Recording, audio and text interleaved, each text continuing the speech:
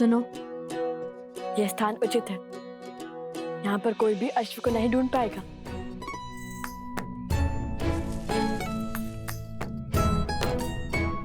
अब ठीक है, अब तुम खाओ पियो विश्राम करो, लेकिन ध्वनि मत करना, ठीक है? ध्वनि मत निकालना।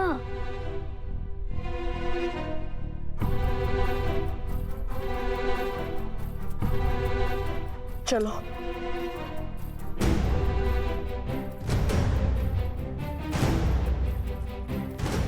अरे अब क्यों छुप रहे हैं हम? अब तो अश्व भी नहीं है हमारे साथ। यदि सैनिक ने हमें देख लिया तो हमसे प्रश्न किया तो वन देवी के पुत्र सत्य थोड़ी ना कहेंगे।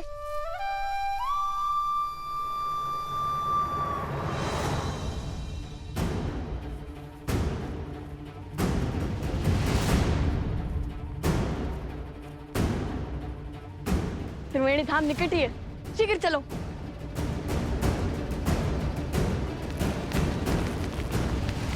ऋषि कुमार,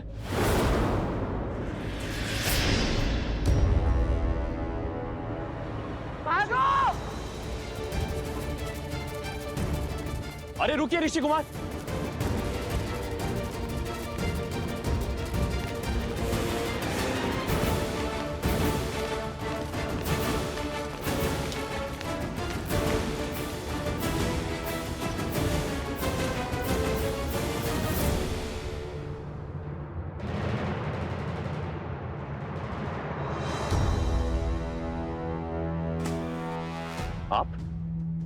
आपको तो मैंने अयोध्या में देखा था।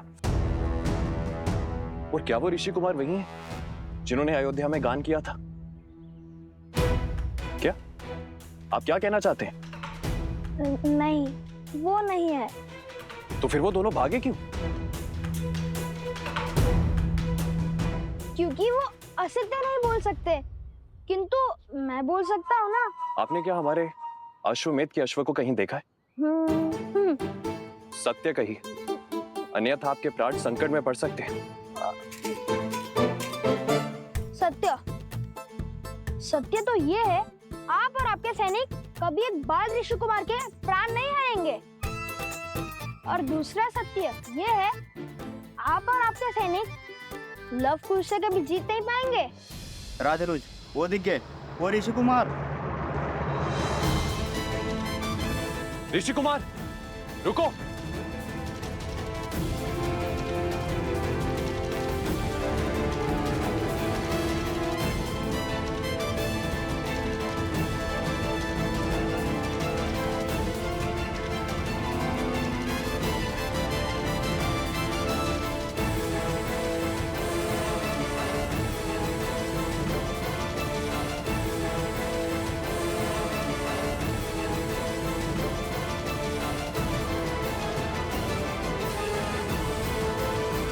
इन्हें यही छोड़ सकते हैं, किंतु रण छोड़ना कायरता तो नहीं होगी ना?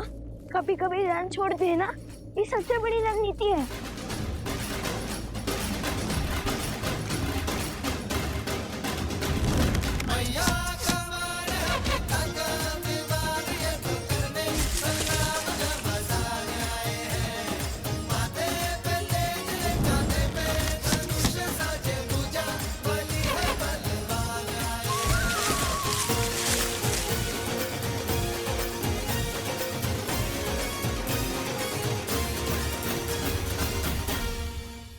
सैनिकों, शीघ्र हटाओ इसे।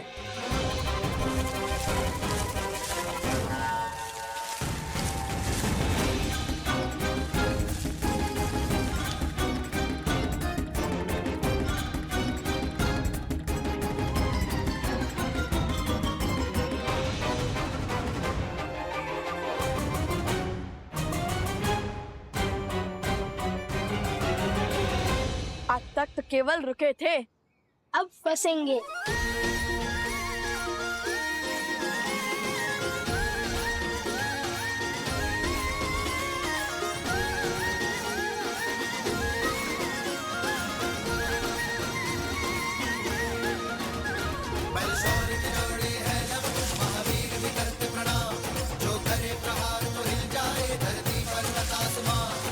शौर्य की जोड़ी है लव कुश महावीर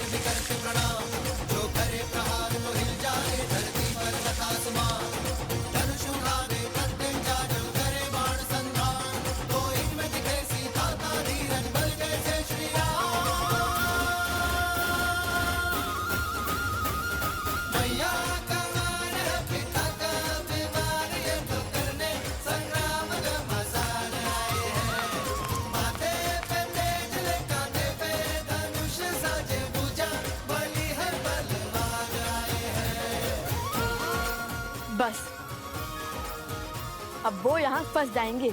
पर हमें अधिक समय मिल जाएगा।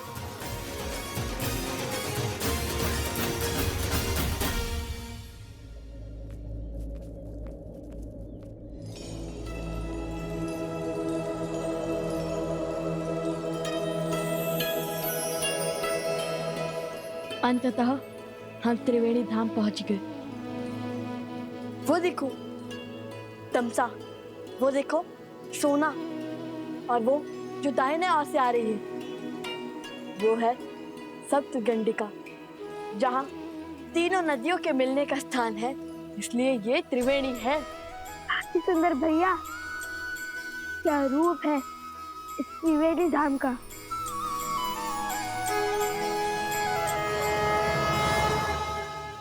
भैया अभी आंखें मूंदी तो मन में एक विचार आया। हमने अश्व को तो छुपा दिया, किंतु उसकी रक्षा के लिए किसी को नहीं छोड़ा। चल हम शीघ्र अतिशीघ्र सारे स्वर्ण कमल एकत्रित कर कर चलते हैं, ताकि किसी के वहां आने से पहले हम अश्व तक पहुंच सके।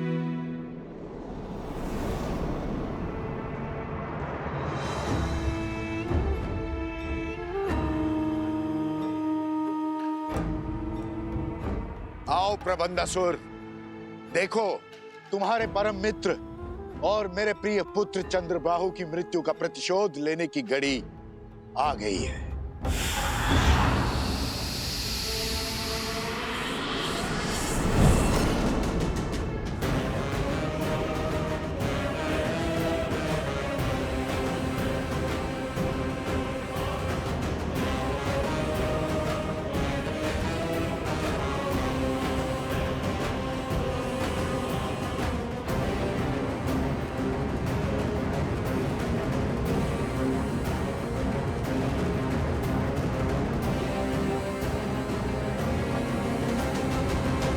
महाराज सहस्त्रमुख रावण की जय। महाराज, जिस क्षण की प्रतीक्षा में मैं अब तक जी रहा था, वो क्षण, वो प्रतिशोध का सुख देने के लिए आपका कोटि कोटि धन्यवाद। धन्यवाद मुझे नहीं, उन बालकों को दो, वही तो है इस सुअवसर के सूत्रधार।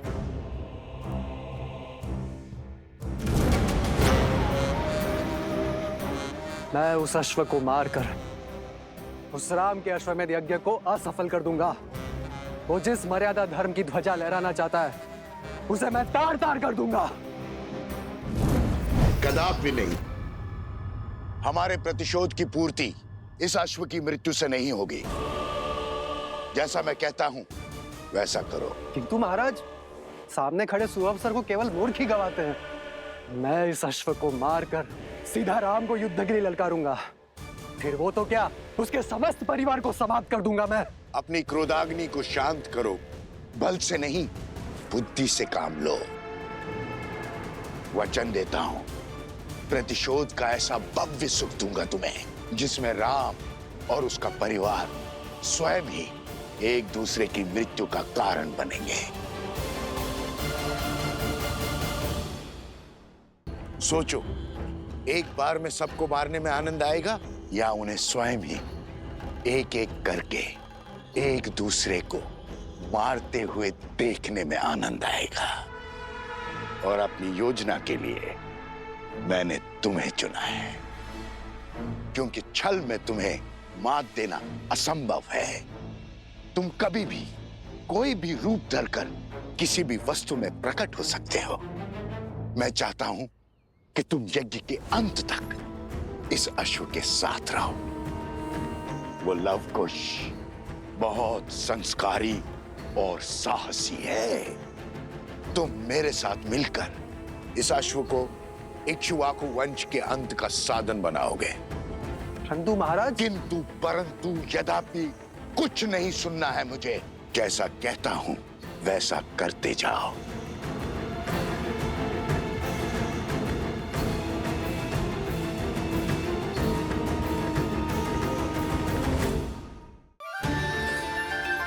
माता पिता के लिए संतान के प्रेम से मूल्यवान और कुछ नहीं हो सकता, फिर चाहे वो देव हो या दानव, मानव हो या पशु।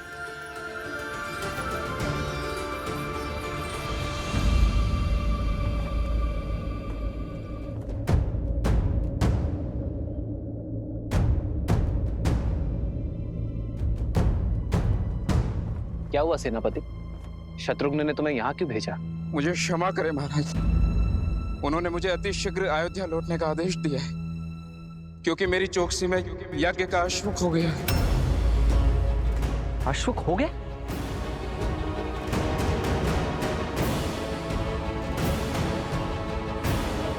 और अब वो स्वयं अशुभ को खोज रहे हैं। यज्ञ का अभिमंत्रण आसुरी शक्तियों और दुर्घटनाओं से बचाता है, किंतु केवल तब जब देवताओं का आशीर्वाद हमारे साथ हो।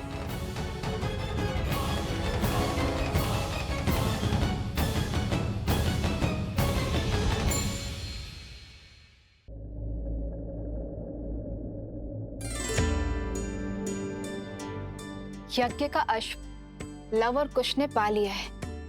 क्या इस पर अब भी कोई संकट आना बाकी है? क्या देवताओं को श्री राम का यज्ञ अस्वीकार है? उद्देश्य की पूर्ति हेतु बाधाएं तो मार्ग में आती ही हैं। रही बात देवताओं की, तो यज्ञ के विधि विधान, सभी नियम स्वयं पुरातन ऋषियों ने ही निर्धारित किए थे, जिन्हें देवताओं को भी मानना पड़ता है, क्योंकि ये विधि विधान ही तो है जो मानव समाज का आधार है। अर्थात श्री राम के जीवन की पीड़ाएं अभी तक समाप्त नहीं हुई। नहीं प्रिय गणेश, ऐसा नहीं कहते, क्योंकि मेरे आराध्य नारायण ने तो अवतार ही संसार की पीड़ा भोगने के लिए लिया है। मैंने तो केवल एक बार समुद्र मंथन में विषपान किया था, परंतु मेरे आराध्य तो प्रत्येक अवतार में भिन्न भिन्न प्रकार के विष का पान करते हैं। परंतु जैसे मैंने विष के प्रभाव को अपने शरीर में व्याप्त नहीं होने दिया, वैसे ही मेरे आराध्य ने भी विष के प्रभाव को अपने तपोबल, अपने सिद्धांतों को विचलित नहीं करने दिया। केवल एक भिन्नता है महादेव, आपके कंठ में विष रोकने के लिए मैंने अपनी शक्ति का प्रयोग किया था, किंतु यहाँ राघव और सीता के पास तो साथ का भी सुख नहीं है।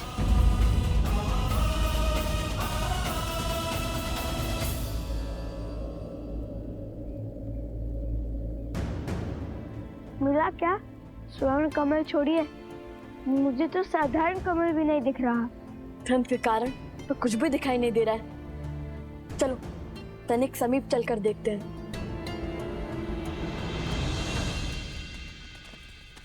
देखो पदचिन्ह।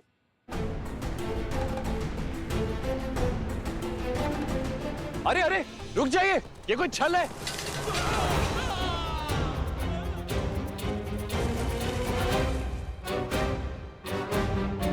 हमें अपने सैनिकों को बचाना होगा।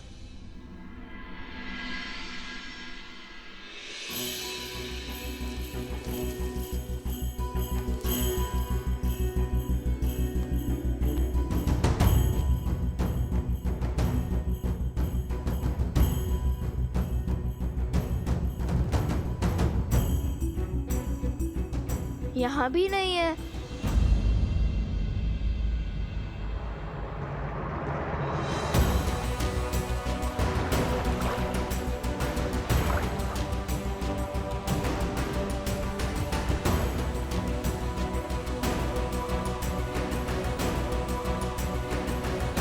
भैया मिल गया, कमल मिल गया भैया।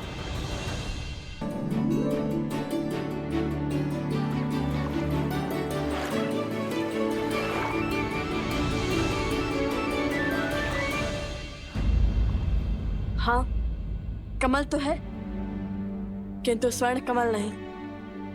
आज सोम हमारे साथ नहीं है, तब भी दुर्भाग्य हमारा पीछा ही नहीं छोड़ रहा। हाँ,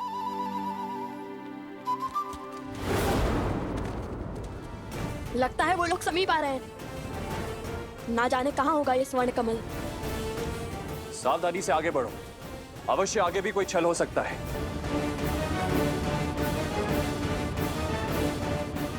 कुश, कहीं हम कुछ भूल तो नहीं रहे?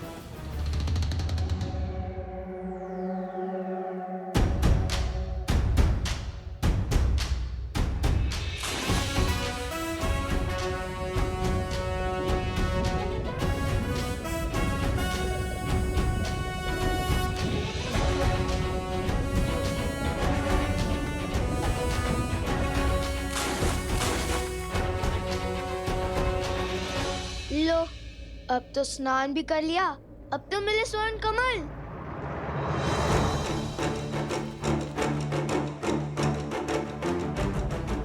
भैया, ये आने वाले हैं। चलिए पानी के भीतर छुप जाते हैं। ऐसे कब तक छुपेंगे कुश? और यदि वो भी जल में उतर गए तो? अब ये सोचो कि हम चूक कह रहे हैं। और यदि भगवान वाल्मीकि ने कहा है तो दिव्य स्वर्ण कमल भी तो यही होने चाहिए ना? किसी ने चुरा तो नहीं लिए? अरे कुश, स्वर्ण कमल कोई कैसे चुरा सकता है? उनके रक्षक तो स्वयं यक्षराज कुबेर हैं, कुबेर।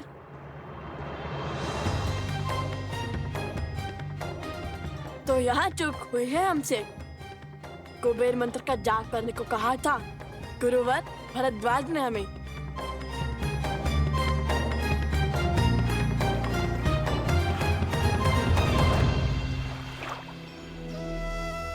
ओम श्रीं ह्रीं क्लीं श्रीं क्लीं विद्येश्वराय नमः।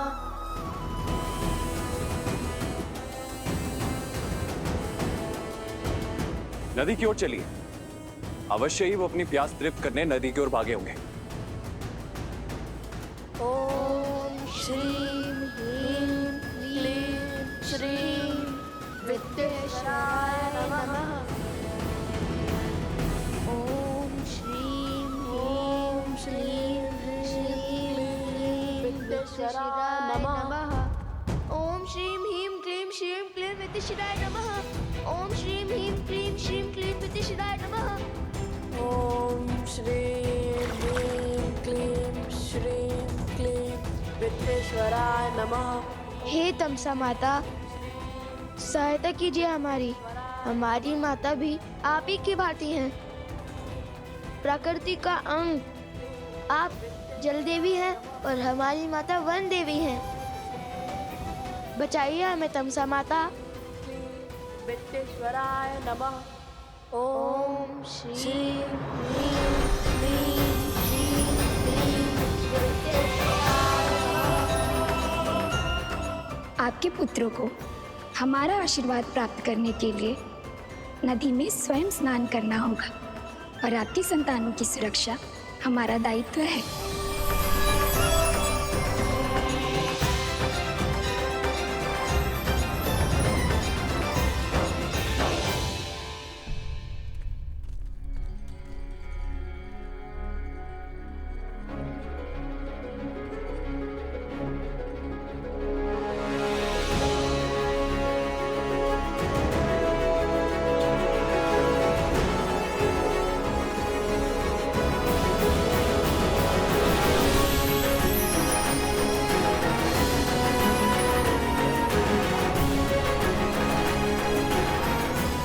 भैया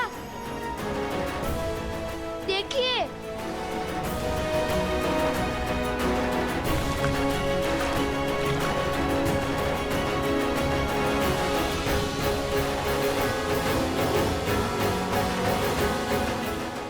ये तो कुबेर की नगरी, अलोकापुरी का द्वार है। यक्षराज कुबेर, उन ऋषि कुमारों ने अयोध्यापति महाराज श्री राम के अश्वमेध यज्ञ के अश्व को रोकने का दुस्साहस किया है। अयोध्या नरेश श्री राम के नाम पर मैं आपसे निवेदन करता हूं कि ये द्वार खोल दीजिए।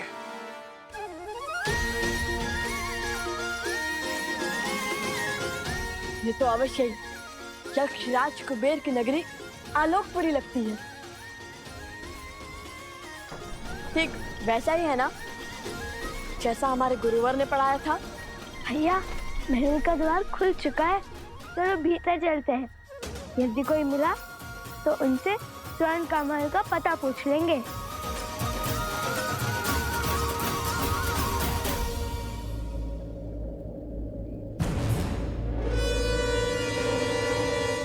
सत्य कहते हैं भैया, भय बिन होए ना प्रीत। यशराज कुबेर, यदि आपने ये द्वार नहीं खोला तो आपको मेरे बाणों का सामना करने के लिए सज होना पड़ेगा। और स्मरण रहे, इक्ष्वाकु वंशजों के बाण कभी भी खाली नहीं गए हैं।